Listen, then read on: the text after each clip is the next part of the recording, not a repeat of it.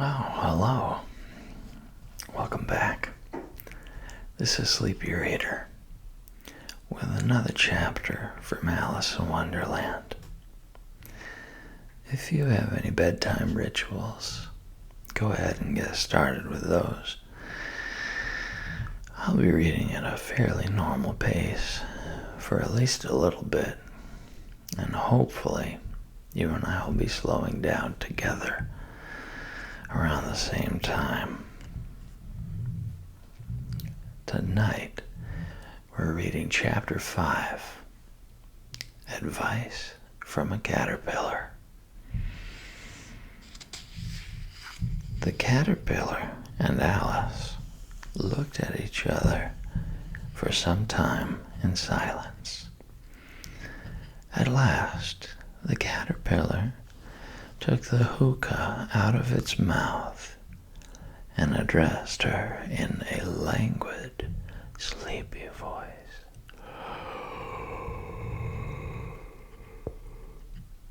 Who are you? Said the caterpillar. This was not an encouraging opening for a conversation. Alice replied rather shyly, I hardly know, sir, just at present.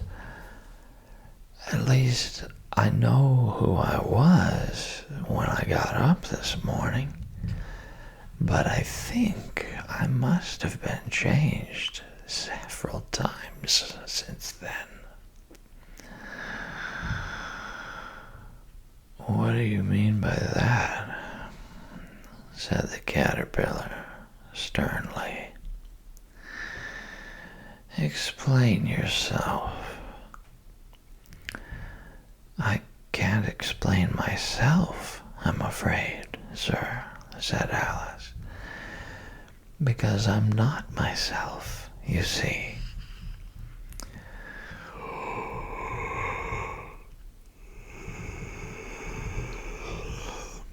I don't see, said the caterpillar. I'm afraid I can't put it more clearly, Alice replied very politely,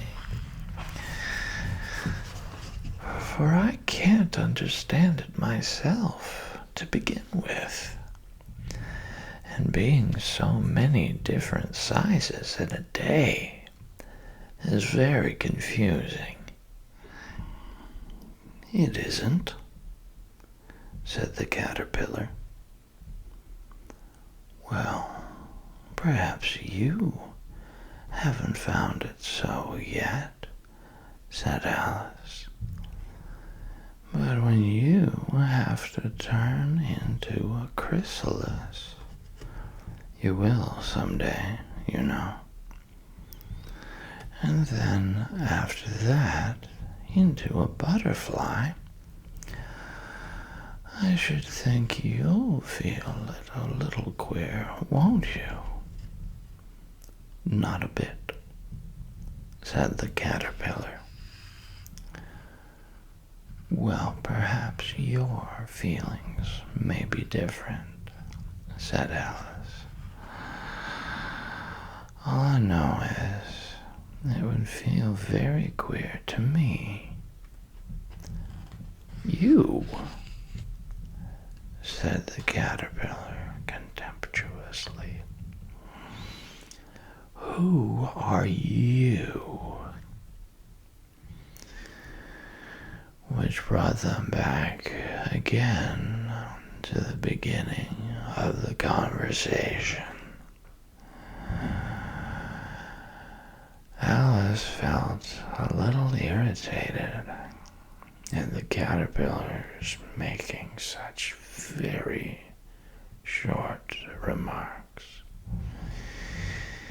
and she drew herself up and said very gravely, I think you ought to tell me who you are first. Why? said the caterpillar.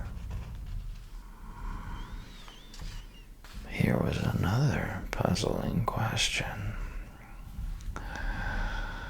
And as Alice could not think of any good reason, and the caterpillar seemed to be in a very unpleasant state of mind,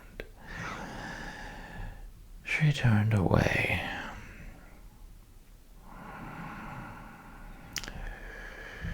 "Come back," the caterpillar called after her. "I've something important to say." This sounded promising, certainly. Alice turned and came back again.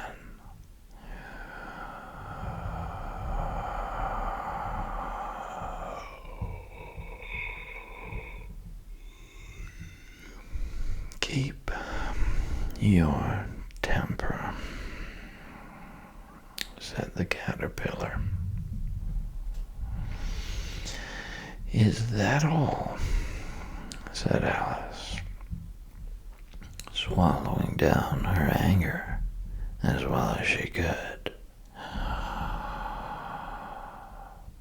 "No," said the caterpillar. Alice thought she might as well wait, as she had nothing else to do. And perhaps, after all, it might tell her something worth hearing. For some minutes, it puffed away without speaking. But at last, it unfolded its arms, took the hookah out of its mouth again, and said, "So you think you're changed, do you?" "I'm afraid I am, sir," said Alice. "I can't remember things as I used, and I don't keep the same size for 10 minutes together." "Can't remember what things?" said the caterpillar. "Well, I've tried to say, 'How doth the little busy bee?' but it all came different," Alice replied in a very melancholy voice. "Repeat, 'You are old, Father William,'" said the caterpillar.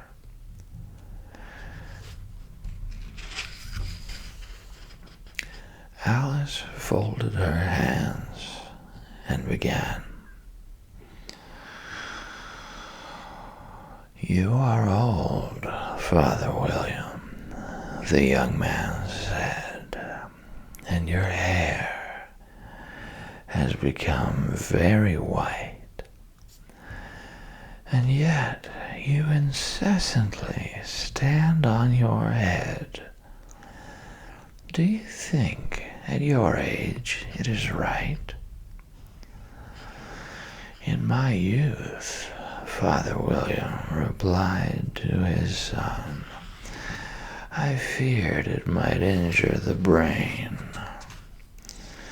But now that I am perfectly sure I have none, why, I do it again and again."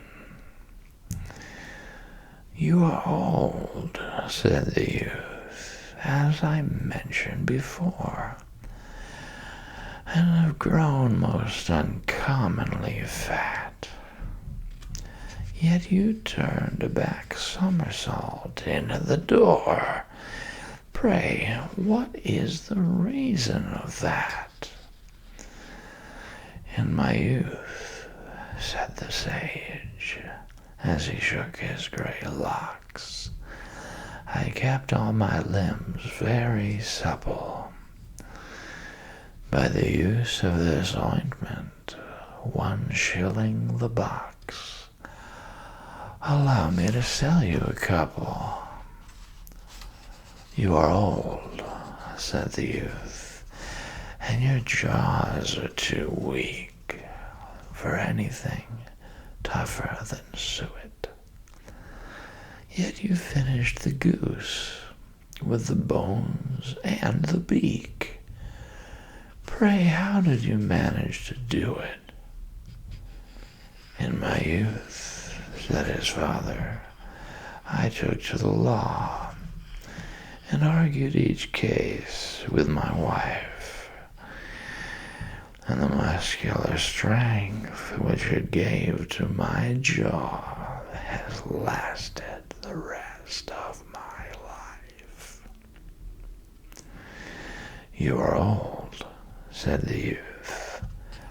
"One would hardly suppose that your eye was as steady as ever. Yet you balanced an eel on the end of your nose. What made you so awfully clever?" "I have answered 3 questions, and that is enough," said his father. "Don't give yourself airs. Do you think I can listen all day to such stuff? Be off, or I'll kick you downstairs." "That is not said right," said the caterpillar. "Not quite right, I'm afraid," said Alice timidly. "Some of the words have got altered. It is wrong from beginning to end," said the caterpillar decidedly. And there was silence for some minutes. The caterpillar was the first to speak. "What size do you want to be?" it asked. "Oh, I'm not particular as to size," Alice hastily replied. "Only one doesn't like changing so often, you know." "I don't know," said the caterpillar. Alice said nothing. She had never been so much contradicted in all her life before, and she felt that she was losing her temper.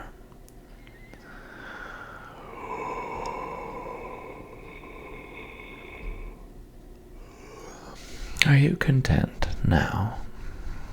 said the caterpillar. "Well, I should like to be a little larger, sir, if you wouldn't mind," said Alice. 3 inches is such a wretched height to be." "It is a very good height indeed," said the caterpillar angrily, rearing itself upright as it spoke. It was exactly 3 inches high. "But I'm not used to it," pleaded poor Alice in a piteous tone. And she thought to herself, "I wish the creatures wouldn't be so easily offended. You'll get used to it in time," said the caterpillar, and it put the hookah into its mouth and began smoking again. This time, Alice waited patiently until it chose to speak again. In a minute or 2, the caterpillar took the hookah out of its mouth and yawned once or twice, and shook itself. Then it got down off the mushroom and crawled away into the grass, merely remarking as it went, "One side will make you grow taller, and the other side will make you grow shorter." One side of what? The other side of what? Thought Alice to herself. Of the mushroom, said the caterpillar, just as if she had asked it aloud. And in another moment, it was out of sight. Alice remained looking thoughtfully at the mushroom for a minute, trying to make out which were the two sides of it. And as it was perfectly round, she found this a very difficult question. However, at last she stretched her arms round it as far as they would go, and broke off a bit of the edge with each hand. And now which is which, she said to herself, and nibbled a little of the right-hand bit to try the effect. The next moment she felt a violent blow underneath her chin. It had struck her foot. She was a good deal frightened by this very sudden change, but she felt that there was no time to be lost, as she was shrinking rapidly. So she set to work at once to eat some of the other bit. Her chin was pressed so closely against her foot that there was hardly room to open her mouth. But she did it at last, and managed to swallow a morsel of the left-hand bit.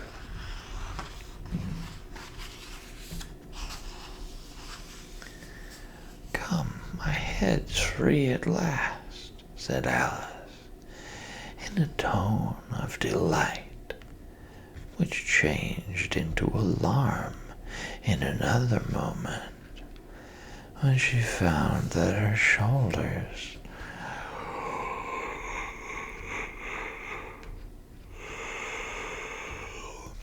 were nowhere to be found.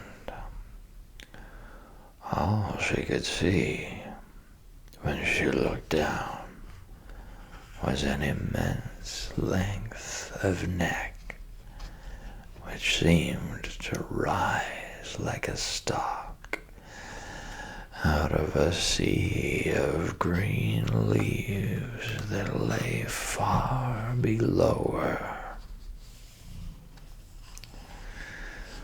"What can all that green stuff be?" said Alice. "And where have my shoulders got to? And oh, my poor hands, how is it I can't see you?" She was moving them about as she spoke, but no result seemed to follow, except a little shaking among the distant green leaves.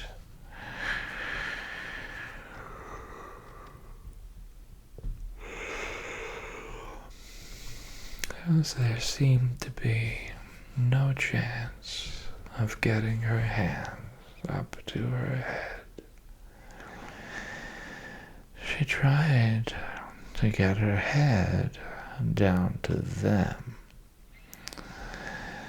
and was delighted to find that her neck would bend about easily in any direction, like a serpent. She had just succeeded in curving it down into a graceful zigzag, and was going to dive in among the leaves, which she found to be nothing but the tops of the trees under which she had been wandering, when a sharp hiss made her draw back in a hurry. A large pigeon had flown into her face and was beating her violently with its wings. "Serpent!" screamed the pigeon. "I'm not a serpent," said Alice indignantly. "Let me alone." "Serpent, I say again," repeated the pigeon, but in a more subdued tone, and added, with a kind of sob, "I've tried every way, but nothing seems to suit them." "I haven't the least idea what you're talking about," said Alice. "I've tried the roots of trees, and I've tried banks, and I've tried hedges," the pigeon went on, without attending to her. "But those serpents, there's no pleasing them." Alice was more and more puzzled, but she thought there was no use in saying anything more till the pigeon had finished. "As if it wasn't trouble enough hatching the eggs," said the pigeon, "but I must be on the lookout for serpents night and day. Why, I haven't had a wink of sleep these 3 weeks. I'm very sorry you've been annoyed," said Alice, who was beginning to see its meaning. "And just as I'd taken the highest tree in the wood," continued the pigeon, raising its voice to a shriek, "and just as I was thinking I should be free of them at last, they must needs come wriggling down from the sky. Ah, serpent!" "But I'm not a serpent, I tell you," said Alice.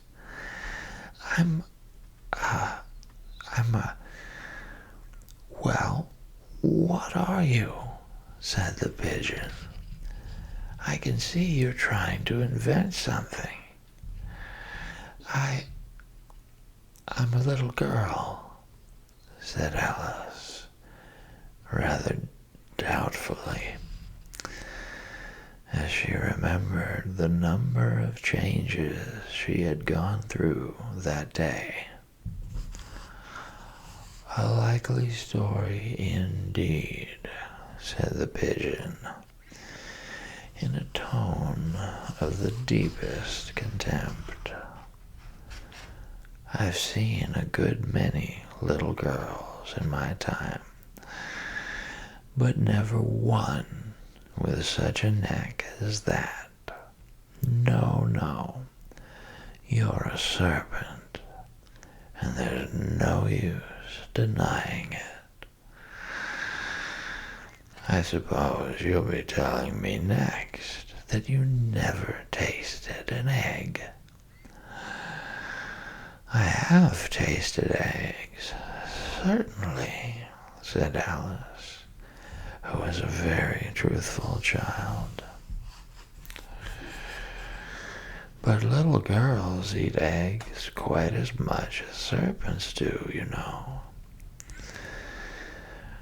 I don't believe it, said the pigeon. But if they do, why, then they're a kind of serpent. That's all I can say. This was such a new idea to Alice that she was quite silent for a minute or two, which gave the pigeon the opportunity of adding, "You're looking for eggs. I know that well enough.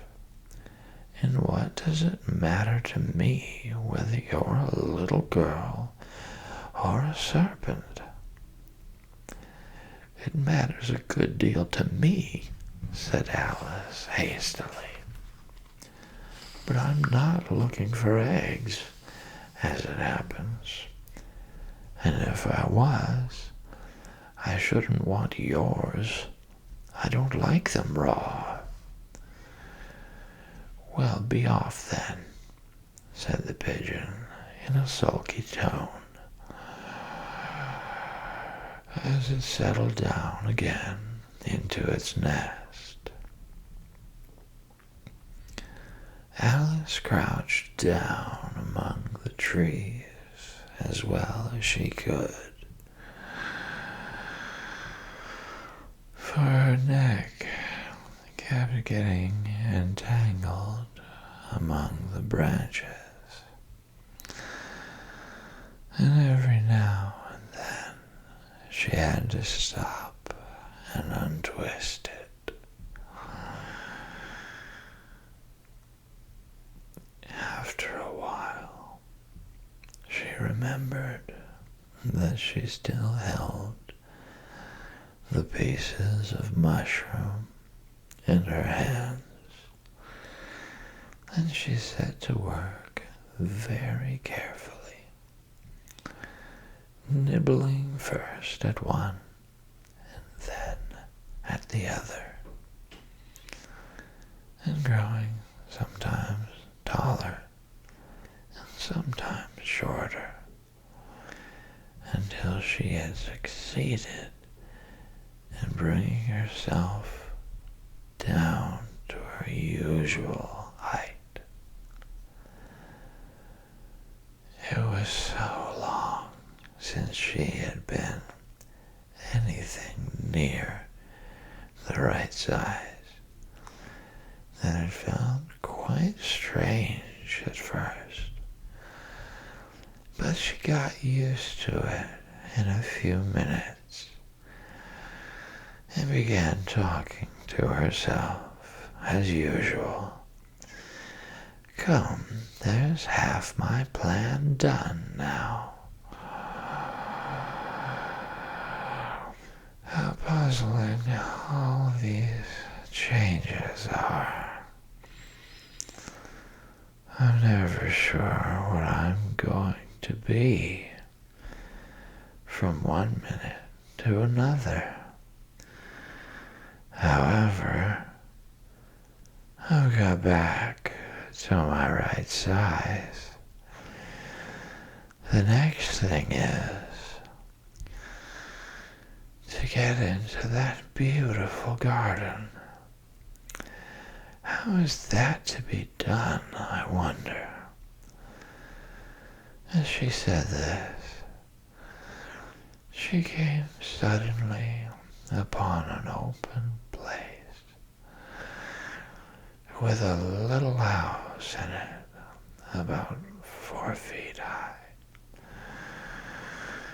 Whoever lives there, thought Alice, it'll never do to come upon them this size. Why, I should frighten them out of their wits. So she began nibbling at the right-hand bit again, and did not venture to go near the house till she had brought herself down to 9 inches high.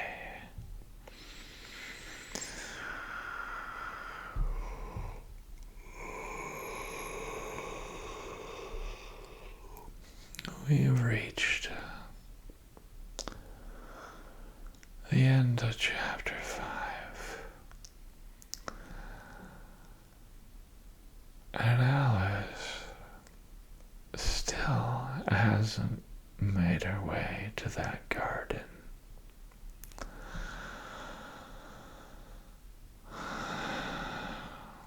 Join me next time to see if she finally makes any real